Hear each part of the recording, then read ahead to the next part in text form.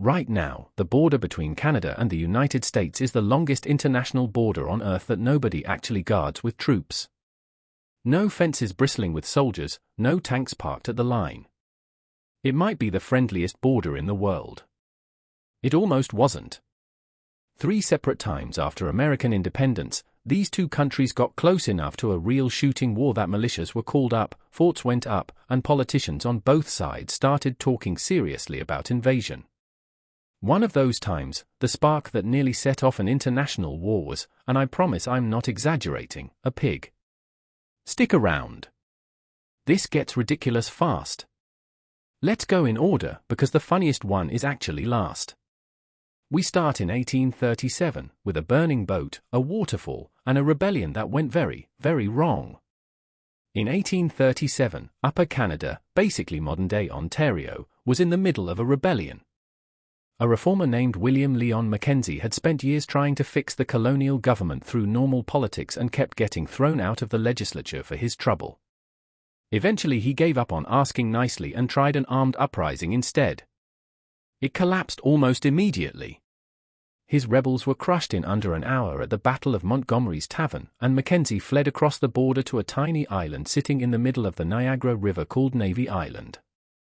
From there, with a straight face, he declared the brand new Republic of Canada.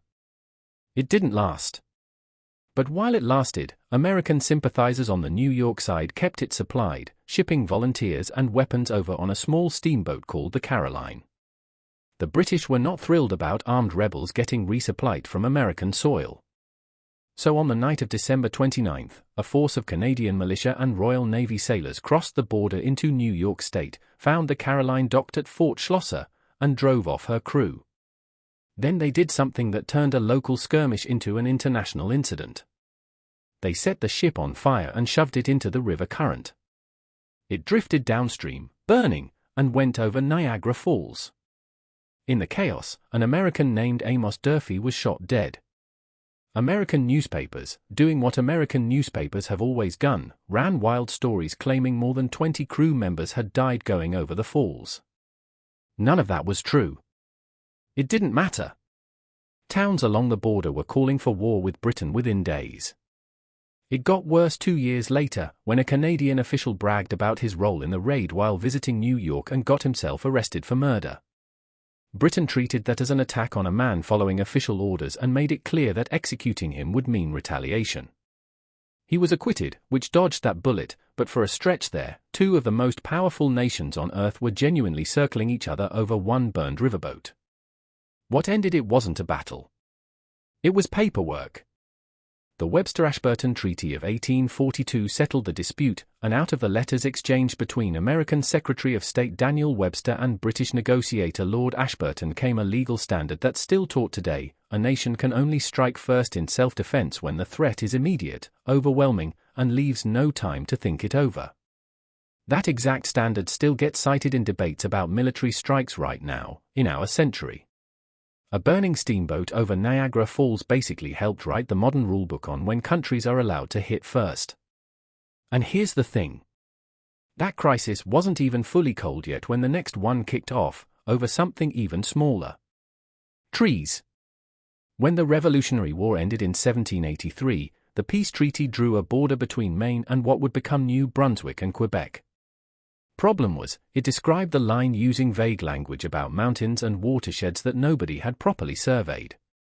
For decades, both sides just quietly disagreed about where the actual line ran. That worked fine until people wanted to use the land. American and British settlers both started logging the same river valleys. In 1827, an American settler named John Baker raised a homemade U.S. flag on ground New Brunswick considered theirs. They arrested him, fined him, and threw him in jail. Through the 1830s, the friction kept building. A Maine census taker got arrested for doing his job in the disputed territory. Both sides accused each other of trespassing on land neither had a clean claim to. In 1831, both governments actually agreed to let a neutral party decide, the King of the Netherlands. He looked at the treaty, looked at the maps, called the whole thing basically impossible to interpret, and just drew a compromise line down the middle. Britain accepted it. Maine flatly rejected it, and the U.S. Senate refused to ratify it. So the argument just kept rotting. It finally boiled over in the winter of 1838 into 1839, when lumberjacks from both sides started cutting timber in the same disputed forest. Maine sent its land agent, along with a sheriff and an armed posse, to arrest the New Brunswick loggers and confiscate their equipment. New Brunswick responded by breaking into an armory, arming their own posse, and grabbing the Maine land agent in the middle of the night. They marched him off in chains. At that point this stopped being a property dispute and became something closer to a hostage standoff between two governments. Maine's legislature authorized over 1,000 more militia. Word came back that British troops were marching in from Quebec and the West Indies.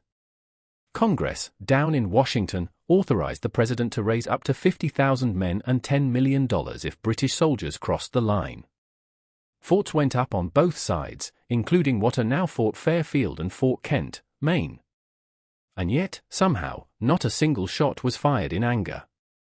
The only death on record was a militiaman who came down with illness in camp. People started calling the whole thing the Pork and Beans War, because apparently that's what frontier militia ate more than anything else while sitting around waiting for a battle that never showed up. What actually saved everyone was a friendship. The American general sent to cool things down, Winfield Scott, had once been held as a prisoner of war by the British commander on the other side, back during the War of 1812. The two men respected each other, and Scott talked both militias into standing down. The Webster-Ashburton Treaty, the same one that settled the Carolina Affair, finally locked in the border in 1842. America got the larger share of the disputed land. Britain kept the overland route it needed to connect Quebec to its colonies on the coast. Everybody went home annoyed, but alive. You'd think after 2 near wars in 5 years, both sides would get a lot more careful about their shared border. You'd be wrong. 20 years later, it happened again, on the other side of the continent, over a single pig. After the Oregon boundary dispute, the US and Britain signed a treaty in 1846 putting the border along the 49th parallel, then down the middle of the channel separating the mainland from Vancouver Island. Sounds clean. Except there isn't one channel there, there are two, Harrow Strait and Rosario Strait, with a small cluster of islands sitting right between them. Nobody had specified which strait counted, so both countries claimed the islands, and settlers from both moved in anyway. The British Hudson's Bay Company set up a sheep ranch on San Juan Island. American settlers, several of them failed gold miners drifting back from a played-out rush up north, started homesteading the very same island under American land law. For a while, everybody actually got along. Then, on June 15, 1859, an American farmer named Lyman Cutler found a large black pig rooting through his potato patch. Again. It wasn't the first time this particular pig had wrecked his garden, and his complaints to its owner hadn't gone anywhere. So he grabbed his rifle and shot it. The pig belonged to an Irish Hudson's Bay Company employee named Charles Griffin, who ran the sheep operation. Cutler offered $10 to make it right. Griffin wanted $100. Cutler refused. Griffin reported him to British authorities, and the British threatened to arrest an American citizen for killing a British pig on disputed soil. That's the moment this stopped being about livestock. American settlers on the island panicked and asked for military protection. The request landed on the desk of a general known for genuinely disliking the British, and he sent Captain George Pickett, yes, the same Pickett who would later lead the doomed Pickett's charge at Gettysburg, along with roughly 60 soldiers to occupy the island. The British were not going to let that slide. Warships started arriving from Vancouver Island. More kept coming. By August, you had something like 460 American troops with a handful of cannons facing down over 2,000 British troops backed by 5 warships carrying 70 guns. For one small island nobody outside the region had heard of, over a pig, that is an absurd amount of firepower pointed in one direction.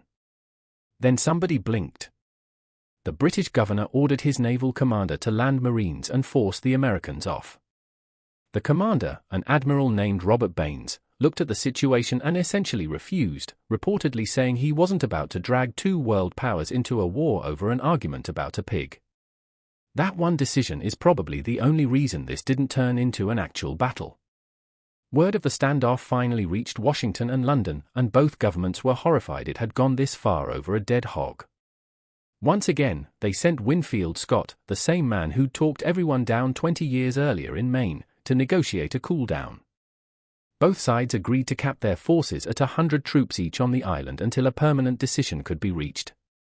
That temporary arrangement lasted 12 years. Both flags flew over that island straight through the entire American Civil War. It finally got settled in 1872, fittingly, not by either country involved. The US and Britain asked a neutral arbitrator, the German Kaiser Wilhelm I, to make the call. He ruled for the Harrow Strait boundary, which handed the San Juan Islands to the United States. British Marines packed up and left that November. The only casualty across 13 years of armed standoff was the pig that started it. 3 flashpoints, 3 decades, 3 completely different sparks. A burned boat. A forest nobody could agree on. A dead pig. Every single time, both countries got close enough to real war that troops mobilized and forts went up, and every single time, somebody chose to stand down instead of firing first. It's almost funny how the same names keep showing up trying to talk everyone off the ledge. Winfield Scott personally defused 2 of these.